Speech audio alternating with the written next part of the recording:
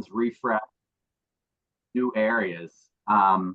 So I just have a couple kind of company slides just to get you familiar, for those that aren't familiar with Microseismic Inc., but we've been monitoring since 2003. We've monitored over 44,000 stages, 2.5 million hours without a lost time incident.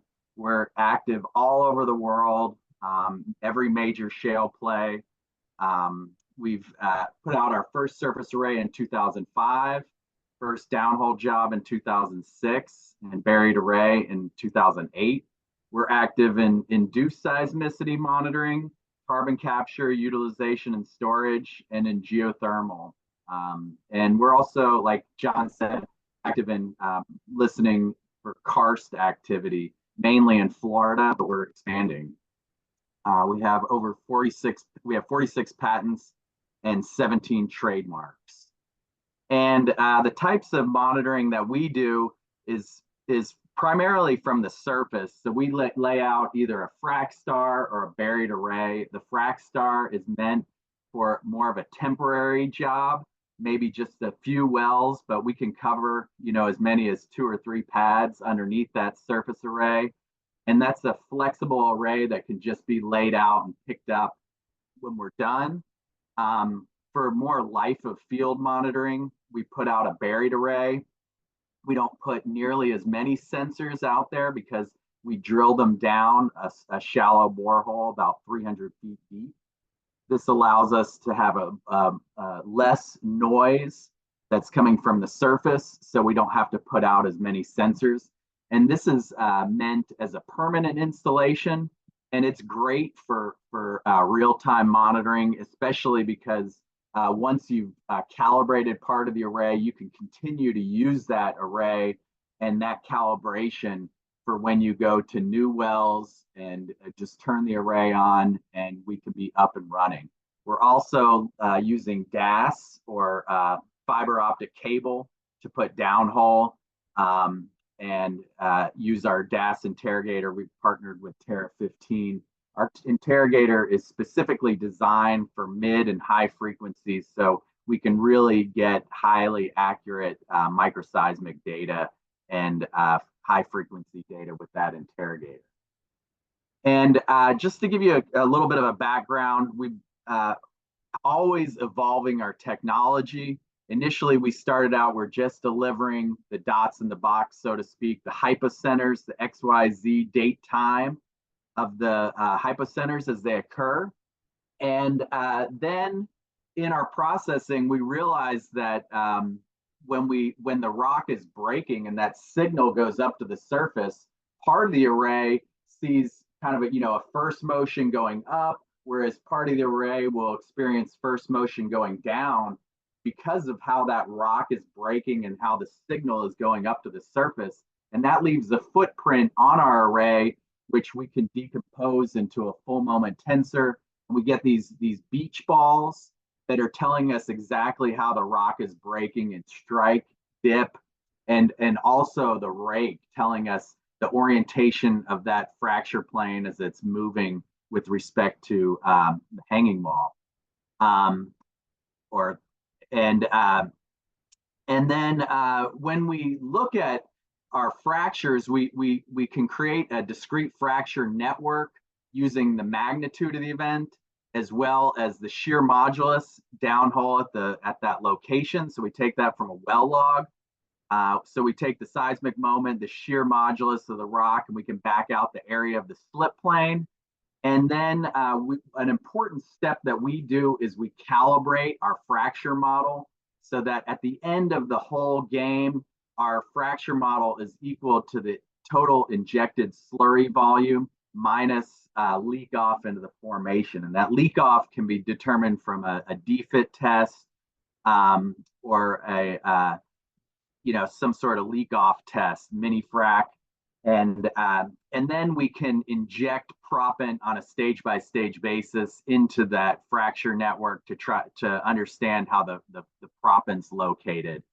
And the stimulated rock volume or geocellular model can be placed around the fractures, and we can back out enhanced permeability based on the number of fractures, fracture orientation, and intensity for each of these cells. And that can go into reservoir modeling for history matching.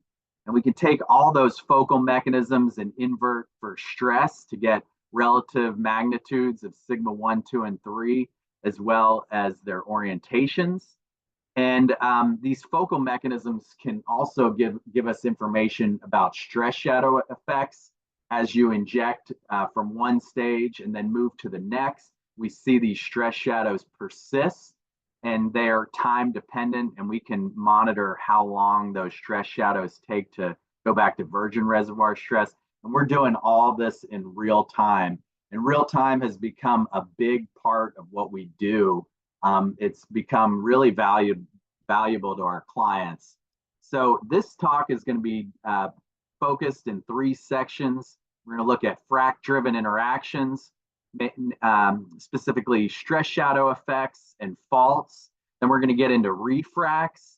And in the past, a lot of people are refracking these long laterals, and they inject down in there just a bullhead stimulation.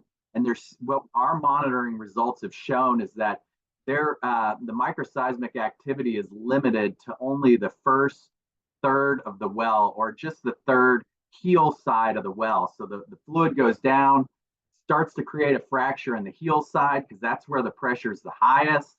And you start creating a fracture, and then more fluid goes out in there, and you really don't stimulate the latter 2/3 of the well. So I'm going to show a new technique that we've developed through modeling, where we can stimulate the entire wellbore. And this is becoming a really big thing for people going out, companies going out and refracking new wells, since there's so much oil and gas left behind from the initial stimulation.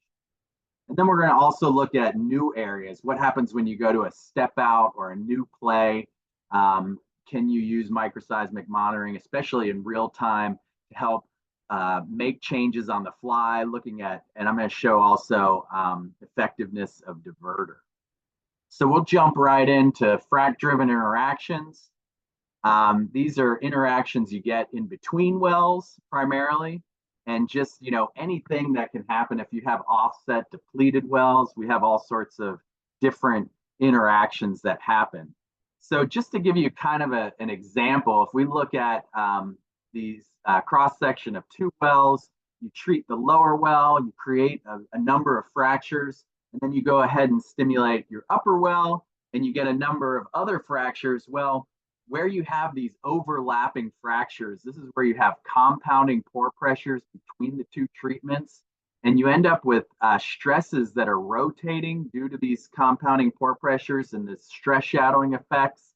And what we see in our focal mechanism, for example, if you're in a normal dip-slip stress regime, that are fractures that initially failed as normal dip-slip are changing to strike-slip, indicating those areas are already stressed and pressured up and are experiencing the stress shadow effect. And eventually they'll go back to normal dip-slip in nature. And so we can measure that time dependency of the stress shadow effect. And so how does that translate to what we're talking about? Well, you can see this upper well shows more fractures, more fracture volume, indicating compounding pore pressures. And for example, if you have a stage of your well being treated here and one being treated here, this is showing how SH max varies, which is showing your blue colors, that in between you'd see kind of a right lateral change. And if you have the exact opposite with well 1 here and well 2, you have kind of a left lateral rotation in SH max in between the 2 wells. So this is something that we do see in our data.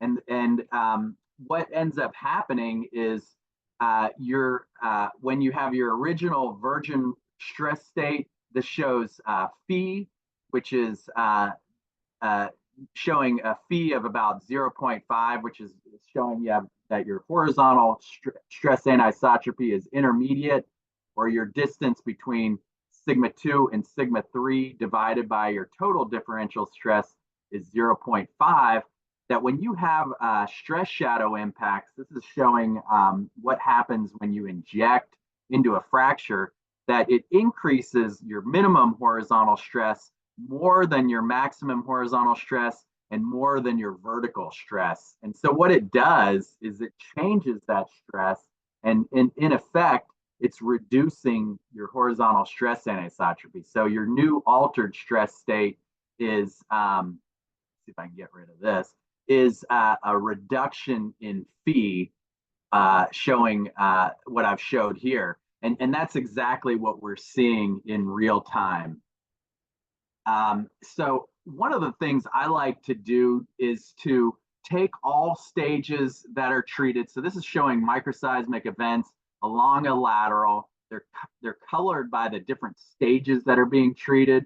And we can stack all these stages on top of one another. This is really important to do if you've treated these stages the same way. And then we can create these heat maps that give you a really good look at what a single representative stage might look like from your treatment. And we can get the orientation of this cloud of events, and then we can model that fracture volume as an ellipsoid, and it may be biased in one direction or going up, biased shallow or deep. And we use that ellipsoid to fill out our discrete fracture network with proppant on a stage-by-stage basis, depending on how that event cloud looks for each stage.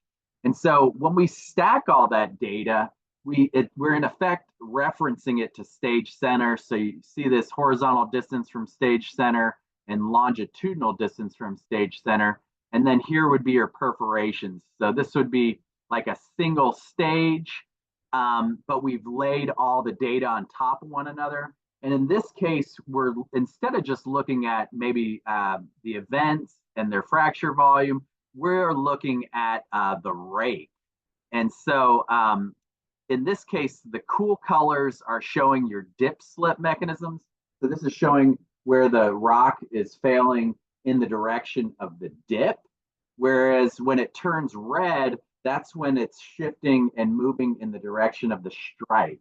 And so what happened in this, here shows a picture of those dip slip versus strike slip mechanisms.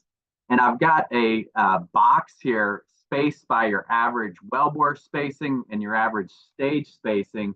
And what they did was they treated a well on either side of the center well. I'm showing these dashed lines where those offset wells are. And then they went in and treated the center well only less than a day in between. So what we see is when they inject in the center well, we have virgin stress state events occurring around the wellbore. But when you overlap the area that's already been stimulated, it changes to this altered stress state. And we can see that in this color change where it turns red. And so what we're showing is this is where your virgin reservoir stress state is occurring. It switches to an altered stress state. And the modeled proppant is shown here as contours, where it's sandwiched in between these two high pressure areas. And this is a technique that our operators are using. You can take advantage of these stress shadow effects and contain your frac in between. And what we can do is go in and take all the microseismic events. They're shown as these little white dots, and do a stress inversion of the microseismicity using the focal mechanisms. So using the rock, the focal mechanism telling us how that rock is breaking. And when I did that for this project, I got 3 different stress states. One was a virgin reservoir stress state where SH max is oriented with an 80-degree azimuth. And then I got another one with a SH max that with this left lateral rotation to about 54 degrees. And then also a right lateral rotation to 101 degrees. And when we say, well, what events meet these different stress states, Well, if we look at the population distribution as a distance from your stage center, so looking in this direction, all the events that meet the virgin reservoir stress state, as shown as this blue color, are right around the wellbore, whereas the ones showing this left lateral rotation are primarily on the left side of the wellbore, and the events that match this right rotation tend to be on the right side of the wellbore. So this is showing that if when you inject with two stress shadows on either side of you, that you're seeing this kind of change in the stress state, and there seems to be a right lateral rotation as you approach the right side of the stress shadow, and a left lateral rotation as you approach the left lateral change in the stress shadow, which is pretty important and matches what I was showing earlier, the theoretical geomechanics. And so what do these colors represent? Well, this virgin reservoir stress state, it's dominated by dip slip focal mechanisms, and it represents initial fluid propagation into unpressured rock. And later, as we'll see, when we look at the full moment tensor of these of the focal mechanisms, that you have greater dilation tendency. So your fractures are opening up more than they would in this altered stress state. So this red color is dominated by strike slip mechanisms. It represents reactivation of previously treated pressured up rock. The pore pressures in this area are compounding. You have decreased dilation tendency, so your fractures are mostly just slipping along one another, and it represents resistance to slurry propagation. So as you're injecting here, when you encounter a high pressure, your slurry is primarily wanting to move to an area of low pressure. So it's hitting this boundary, and it's resisted by the slurry propagation. So when we look at those focal mechanisms, when the full moment tensor can be decomposed into three components: the volumetric component, the double couple component, and then CLVD, which is a compensated linear vector dipole. It's more of a complex solution of the focal mechanism. And so what I'm showing is just the volumetric content, how much this fracture is opening. And we look at this is something we see over and over and over in our projects, that the dip slips shown here and here in the, as labeled as normal are experiencing the greatest amount of volumetric content. So they're opening more than the strike slips. The strike slips tend to have lower opening or dilation. And so all of this information goes into our fracture, our discrete fracture network modeling. And so I'm showing the blue color, your virgin reservoir stress state, has a greater dilation tendency. The orange and gray as representative of your left lateral rotation, right lateral rotation, reduction in dilation tendency, and your fracture volume is going down on either of these sides. So you're really not creating much fracture volume when you're re-stimulating the fractures that you already created from your initial stimulation of these outer wellbores. And so that translates to how we've modeled the fracture volume. And what you see is, if I go back, all the dots are the events that occurred during the stimulation of the center well. But what it translates to fracture volume, you're not creating much fracture volume on those external wells, but most of that fracture volume is created in the area that's virgin reservoir stress state. And so when we our proppant model is guided by this fracture volume, it's seeking areas of high fracture volume. And so then it fills out, and we get an estimate of that, how that proppant would be placed from that treatment. And as you can see, this black box here is kind of your targeted interval. You get proppant located right in that area of your targeted interval, but it's even moving more heel side, because there's even a stress shadow on your previously treated stage. So more of your volume is being pushed keel side.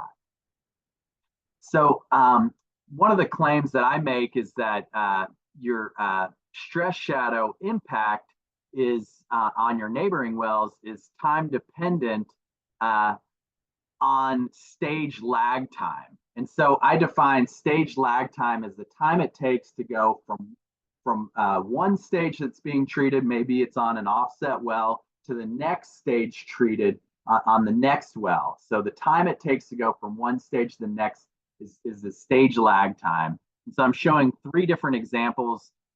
These top 2 are map views, and then this bottom one, C, is a depth view.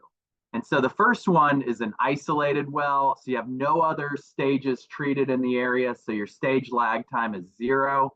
We see very little stress changes, so it's almost all cool colors. We do have some altered stress and some rotations going on at the fractured tips, but far and away, all the events are dip slip in nature, virgin reservoir stress, and your proppant is primarily located right around your wellbore.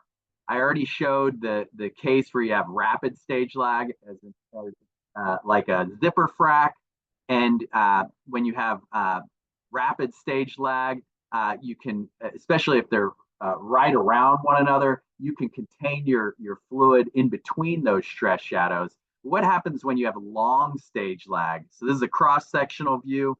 Initially, this top well was treated, and then almost 18 days later, they treat this lower well. Well, there was a stress shadow around the shallow well, but now it's gone back to the virgin reservoir stress state, and all your fluid and proppant is going back to the previously treated well, because initially we created a lot of fractures around that well. Those fractures are open, they're ready to take fluid and proppant, and if you inject into this lower well after that stress shadow is gone, you just send all your fluid and proppant back to that previously treated well.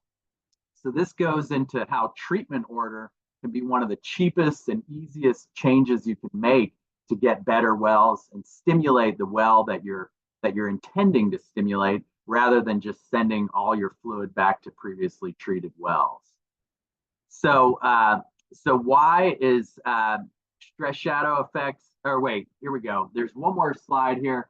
How can we quantify this stage, this stress shadow time dependency? Well, what I'm doing is plotting only the events that meet the virgin reservoir stress state and looking at their growth either laterally or horizontally, or as in this other graph, vertically from the stage center.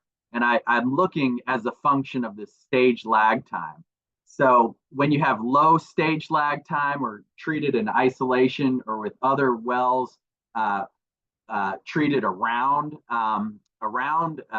the treatment of interest, all the fluid and proppant is located close to the wellbore.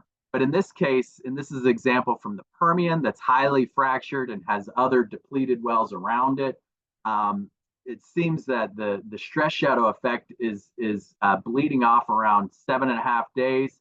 And now when you inject with other wells in the area and that stress shadow has gone away, your virgin reservoir stress state events are going back to, laterally to previously treated wells, or upward shallow to also to previously treated wellbore. So somewhere around 7.5 days that this virgin reservoir, that the stress shadow has gone away. So also another thing we can look at are in real time are faulting, frac and fault events. So here's an example of microseismicity along a wellbore, and then there's another offset well here. And the area that we've highlighted, the frac changed orientations. Instead of going east-west, it moved at this kind of 145-degree orientation and really hit this offset well. And what we saw was the typical frac events, these were dominated by this focal mechanism, oriented in the same direction as the event trend. And then when we hit this, what we're calling a fault, we had a totally different focal mechanism. And it's this active fault plane here is parallel to this event trend. And over in this offset well, when they looked and did an open hole image log, they see that well had displacement, was sheared, and they saw changes in the caliper, also showed frac hits from the DAS. So our client was convinced that when we see these changes in the focal mechanisms, that we're seeing a fault, and that we should be concerned if other areas like this other wellbore is being hit by this fault. In this case, when they went in and tried to complete this lateral over here, their plug got stuck right at the location that we were showing microseismic events.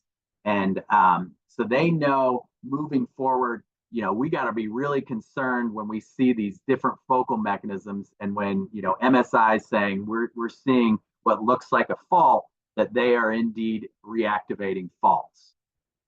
So why is real time important for fracture driven interactions? We can visualize when the treatment well stimulation is impacting neighboring treatments. So when the focal mechanism is changing from dip slip to strike slip, we can assess when the treatment is moving out of zone and make changes to ensure the treatment is staying in zone, such as trying to inject a diverter or reducing the treatment rate or volume. And then we can also avoid geohazards such as faults. So now we're going to jump into refracs. This is when you've already drilled and completed a well, and then you've depleted the hydrocarbons from that area, but you didn't get as much hydrocarbons as you thought because the well was not stimulated properly, or maybe had too wide of stage spacings. So you go and you refrac it. And so this is showing two laterals that were refracked, one colored red and one colored blue, but both of them were seeing a predominance of microseismicity on the heel and not progressing down the toe. So like I said, you have high pressure here, and you start to create a fracture, and fluid is going into these fractures, and you just continually pump more and more fluid into these heel stages, and you're not effectively refracking the entire well like you've intended to. And this is not restricted to specific formations. This blue and red is showing Haynesville, and then this bottom one is showing what we see in the Eagleford. And then this is the distance along the lateral, all the microseismicity restricted to the heel side, just this heel third of the well. And when we look at the injected fluid volume versus the microseismic event count, we see that you have to inject quite a bit of fluid into the well itself before you even start to see any activity. And that's because these well bores were previously fracked and previously depleted. So it takes a lot of fluid to refill those fractures and recharge that depleted reservoir before we see any activity. And when they do that injection of the refrac, this is showing the pressure as you inject. So initially at 0 minutes, then 5 minutes, 10 and 20, that you get a much higher pressure on the heel stages than you do in the toe. And this is due to frictional forces as you progress down the lateral. So you have a much higher pressure on the heel, and that's where you're going to start to create your fractures and then continue to create fractures.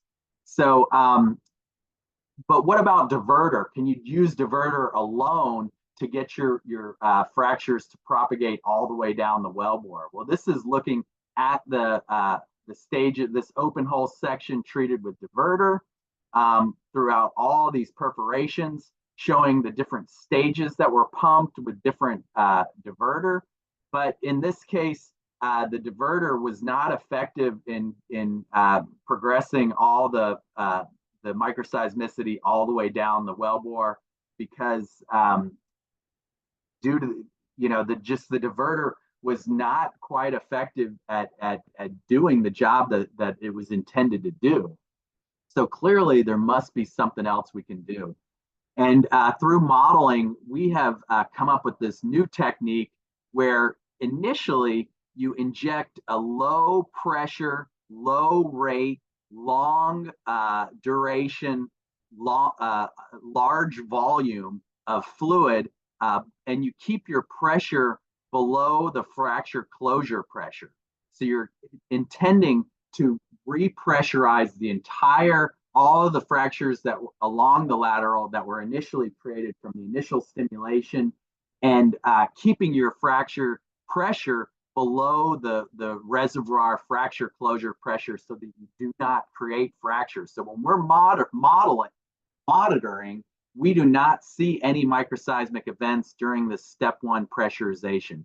And then in step two, that's when we see all the microseismic activity, and that's when they do the bullhead stimulation. And so let's see what happens in this example. So here's an example from the Bakken where they're refracking these red wells with a low rate prefill. And then they go in, so they pressurize that step one, and then they go in with their bullhead treatment, injecting 1.5 million pounds of sand and 70 million barrels, or 70,000 barrels of fluid into their these outer wells, these purple ones, and then they go in and treat these green wells. And so we had a frac star out there, and here's the effect of their refrac, that we do see microseismic events getting all the way down the toe on both well A and well B. We have good lateral coverage in between the wells, indicating that we've pressured up and are stimulating fractures well out into the reservoir. And really important for the treatment of the offset wells is that center refrac well is now pressured up, and you can effectively frac your outer wells without causing an incredible amount of fluid loss back to your parent well. And so how do these wells perform? This black line is your type curve, and this is showing your production on the red is your immediately offset child wells, and then your blue are your new wells away from your parent well, showing that when you have a parent well refrac in the area, that your production is acting more like your regional type curve. However, when you don't pressure up or re-stimulate that parent well, your immediate child wells are underperforming compared to your type curve. So your production loss can be as greater than 25% on these immediate child wells, and you even get good production on your refrac wells as well. So why is real time important for refracs? Well, you can assess the effectiveness of your diverter at the wellbore scale. You can determine if the rock is breaking during your initial pressurization step. So we don't want to see any microseismicity during that initial pressurization step. And then when they're actually going in and trying to create fractures, that's when we see all the microseismicity occurring. And then we can determine if the treatment is effectively stimulating the entire wellbore at that time. If not, then we need to up the rate, up the pressure, do something. And we're the whole time injecting diverter to really effectively propagate the fractures all the way down to the toe. So finally, the last part of the top is in new areas. So what happens when you go to these step outs or new plays and you want to run real time? Well, this slide is taken from one of our clients, Eric Kerr. This talk was given at NSI Tech Wednesdays. It's called Multi-Pronged Diagnostics to Improve Development Decisions, an Operator Case Study. And they are trying to achieve capital efficiency by monitoring in real time. And what they're doing is they're determining if their treatment design and and associated spacing sensitivities is appropriate. So they're looking at different stage and wellbore spacings. They're running iterative field diagnostics. They're calibrating their numerical model, and then they're going out and they're testing their numerical model, and they're in real time to see if their stimulation is going off like they intended. If not, they're making changes in real time to see if they can effectively update their model and get effectively stimulate the wellbore like they intended to. So they're using real-time data to make changes on the fly if they need to do so. And so what happens if you go to an area that you don't know much about? So you step out, in this case, going from the Denver Basin down right around Denver up into southwest Wyoming. This was quite a whiles back, but nonetheless, going into a location that not much is known. We look at world stress. This area, SH max is oriented at about 150 degrees with relatively high horizontal stress anisotropy.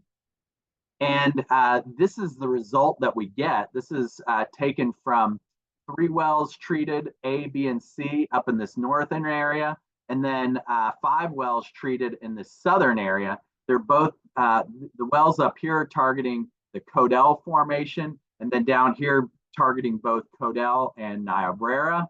We see how the frac gradient is changing from low to high, indicating, we're right on the border of a normal stress regime going into strike-slip stress regime. And what we see is that our focal mechanisms are changing from primarily from dip-slip going to oblique and strike-slip in the south, and that the dip-slips are changing with their dominant orientation of about 320 or about 150 degrees down to a 330 azimuth, 306, and then going more east-west down here in the south. And our lineaments that track the events as they occur in time and space are also showing this rotation from about 150 degree azimuth to more east-west in the southern region. And you can see our heat maps also are mimicking the focal mechanisms, showing that indeed, the stress changes are rotating from this 150 degrees to east-west that is consistent with our frac gradient measurements that we're also making. So we can see in real time that our stresses are changing. And then what are the effects? There's also a depleted well just to the west of well A. And so we can look at what are the effects of the diverter. So the events are colored by blue by pre-diverter and red by post-diverter. We're looking at events as they propagate laterally from the wellbore. And what we see is that events are initially propagating out from the wellbore, and then during the pre-diverter stage, and then when they inject diverter, now the events are red. That events are located then closer to the wellbore, so the diverter is working, and then it's propagating back outward from the wellbore again.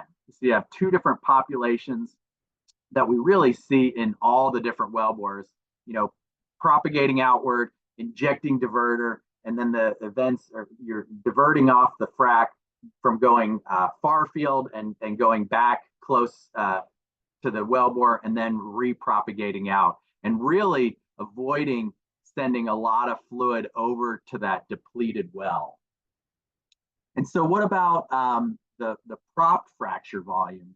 Again, I've stacked the stages on top of one another, and this is your targeted interval designated by your average wellbore spacing and average stage spacing.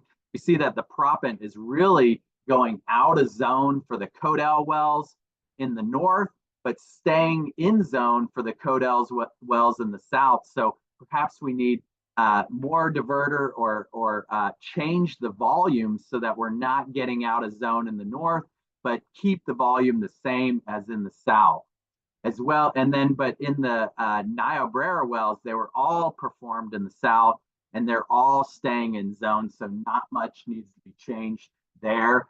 They're doing a good job staying in zone. So then we go down to the right around the Denver area and look at what's going on there. And in real time, they're injecting into this green well. We see the microseismicity occurring.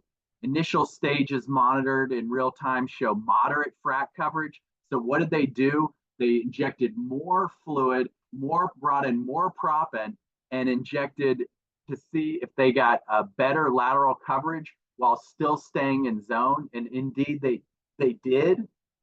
Even though they increased the volume, they still stayed in the targeted zone and right around their stage. So moving forward, they injected more fluid and more proppant, and they did all these changes in real time. So why is real time important for new areas?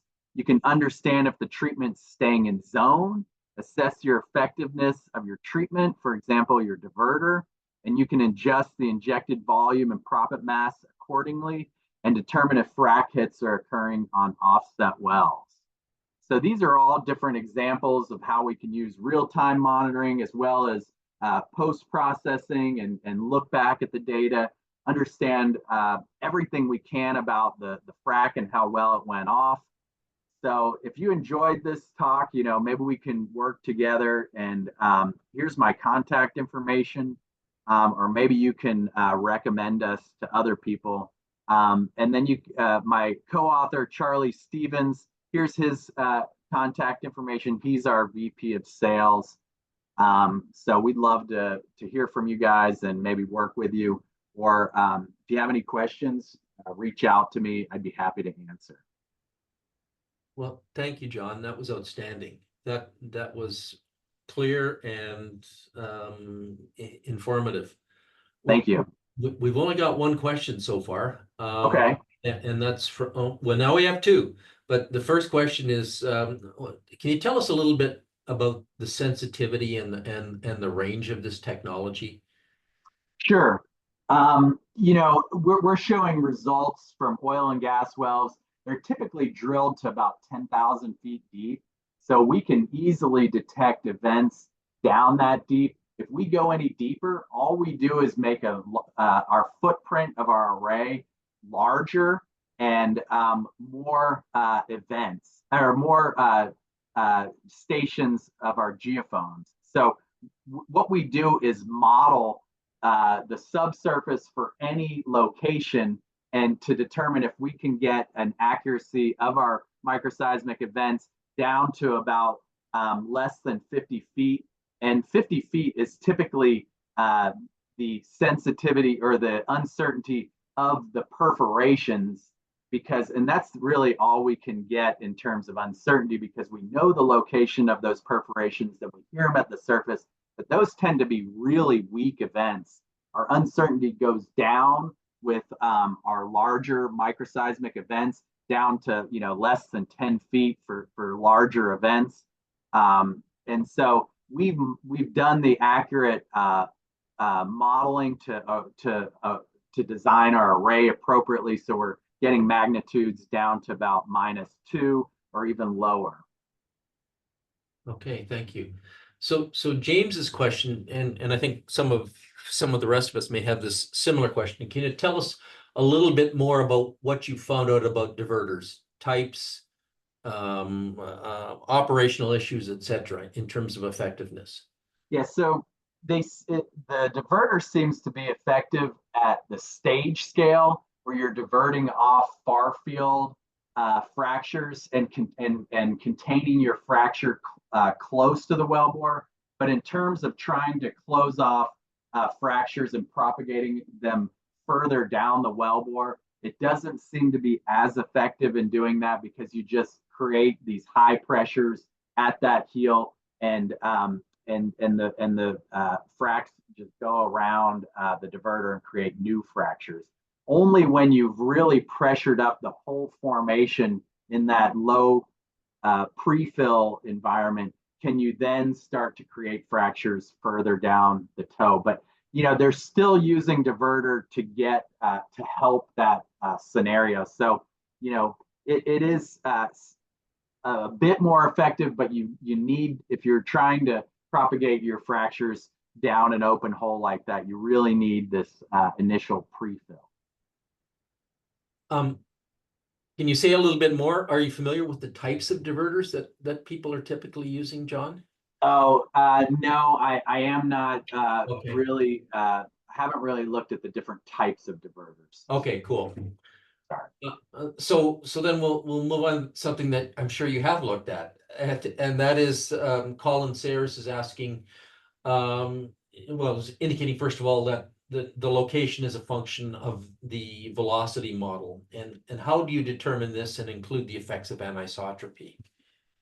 Yeah, so initially our client would give us a velocity model that's taken from the wellbore measurements as you go down, as you drill down from the surface down to the depth. We're using sonic log to get that velocity model.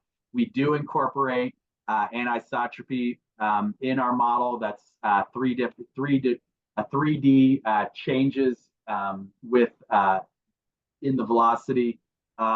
That is all taken into consideration for our velocity model, but we calibrate our model with the known perforation shots. So along that lateral, they would have different perforation shots, and we know through GPS where those are located and where we're imaging.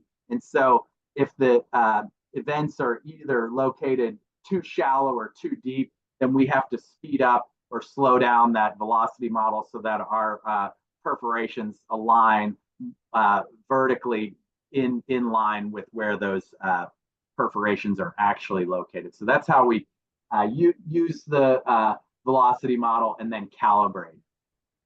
Okay. And I can't speak to more to all that anisotropy. I'm not a geophysicist. I don't do the processing, but we do incorporate anisotropy into the model. Okay, thank you. So next, Ed Siebritz, thanks you for a great talk. And he's asking, how does microseismic analysis compare with strain fiber data in terms of inferring frac dimensions or propped volume? Yeah, so we can see these events as they occur in time and space. And so if they are propagating over to the other wellbore, we can get that location when they're hitting.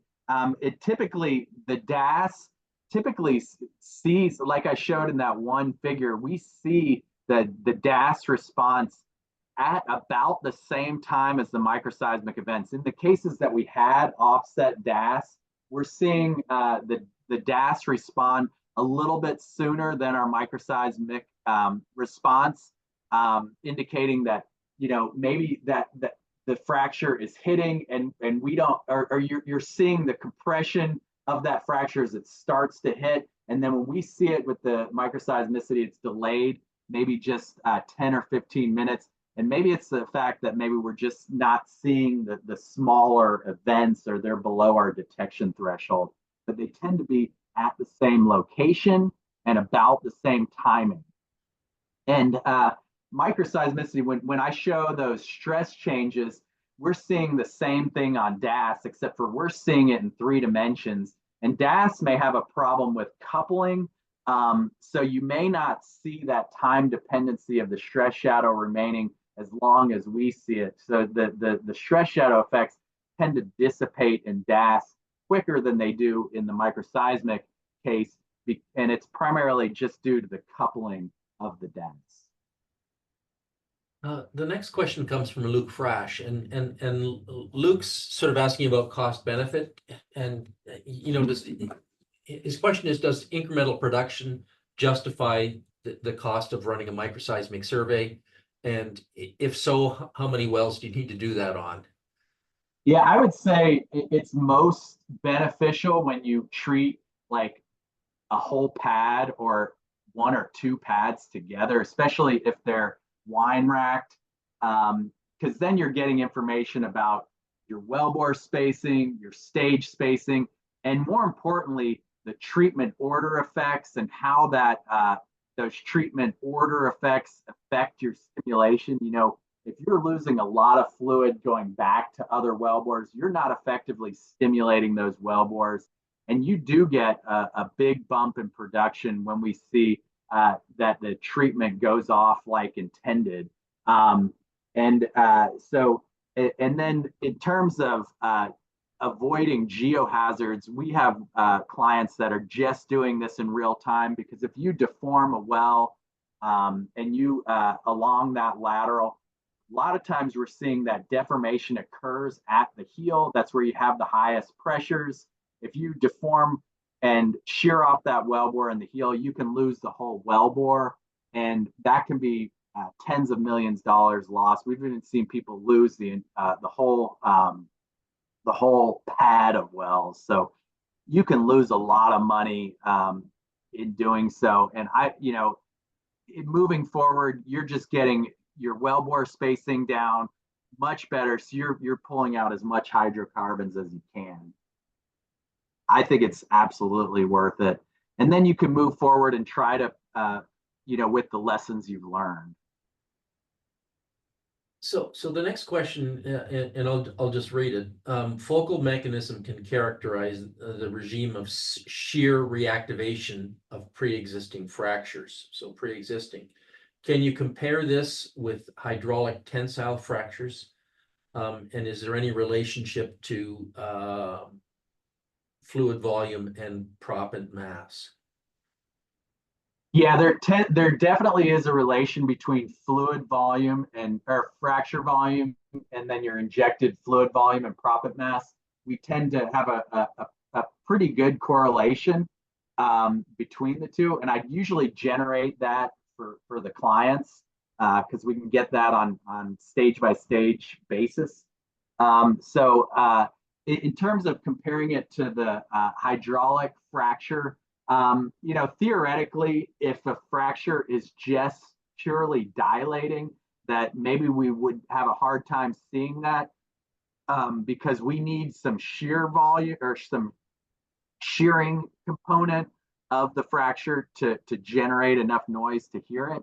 So, but typically, if you think about a hallway and you say, okay, that hallway represents the actual just tensile fracture, and then the walls represent where you have all the shearing going on. We are getting all the shearing, so we identify the hallway or the walls, which outline that tensile fracture. So in effect, we're measuring where that pure tensile fracture is occurring, but we in the outline of it, maybe we don't get it directly, but inadvertently we are still locating that area. And the key is that then we do this mass balance of all our fracture volume to the injected slurry volume minus leaking off. So our fracture volume is calibrated to that whole volume. So in effect, anything that we missed or below our detection threshold is still captured in our volume of our model fractures. So these are all great questions, and let's just end with another good one. I mean, and I think this is a good one from Colin Sayers, and he's following back up on your velocity model. And I'm going to just paraphrase this a little bit, that you convinced us that stress shadowing was a significant effect and that stress shadowing was changing the reservoir. So Collins states, I would expect that hydraulic fractures will cause changes in the velocity model. Are those taken into account, and if so, how? Yeah, that's a good question. Typically, you're moving from toe to heel, so you're actually as you affect that velocity model on the toe stages, we are moving laterally along the wellbore, and so that velocity model is not affected as you go horizontally. Now, if you're treating another wellbore above it, we do have different statics associated with that wellbore, and so in effect it is included because we typically have different statics for each of the wellbore, and that's mainly due. So it's accounted for if it needs to be, and And what we would see are changes in the perforation. So you perforate this lower well, and then you go in and perforate the upper well. And if there needs to be adjustments for the perforations to be located in the correct spot, those are included. Awesome. Fantastic talk, great questions, and a great dialogue. So I want to thank everyone, and in particular, I want to thank Jon and Charlie. This was really an excellent presentation. And so we'll see you all in a couple of weeks. Absolutely. Thanks so much for the opportunity. Thanks. Take care, everyone. Thank you. Bye-bye now.